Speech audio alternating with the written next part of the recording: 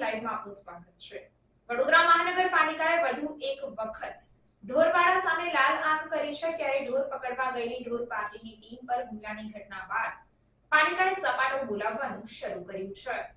વડોદરા મહાનગરપાલિકા દ્વારા વધુ એક વખત શહેરમાં ગેરકાયદેસર ચાલતા ઢોરવાડા પર કાર્યવાહી હાથ ધરાઈ છે।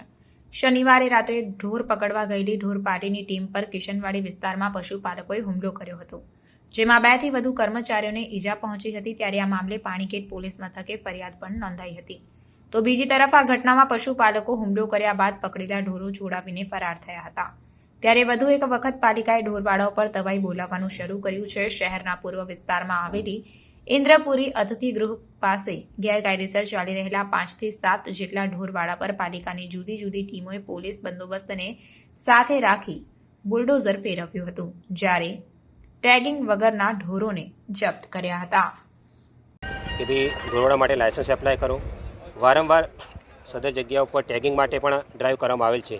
તો આજે જે કોઈ ઢોરવાડા લાયસન્સ લીધેલ નથી અથવા પશુઓને ટેગિંગ કરાવેલ નથી, એ ઢોરવાડા ડિમોલિશન અને જે ટેગિંગ વગરના પશુઓ જમા લેવાની કાર્યવાહી કરવામાં આવશે।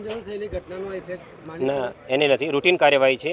હજુ સદંતર કાર્યવાહી ચાલશે। જે કંઈ પશુ માલિકો ટેગિંગ નહીં કરાવે અથવા ઢોરવાડા માટે લાયસન્સ માટે અરજી નહીં કરે, તેઓના ઢોરવાડા ડિમોલિશનની કાર્યવાહી નહીં, ઓલરેડી છેલ્લા અઠવાડિયાથી ઓલરેડી બધાને નોટિસ ને મૌખિક સૂચના આપવાની કાર્યવાહી ચાલુ જ છે। આજે ઘટના બની હતી તેના પશુપાલક અહીં જ રહે છે?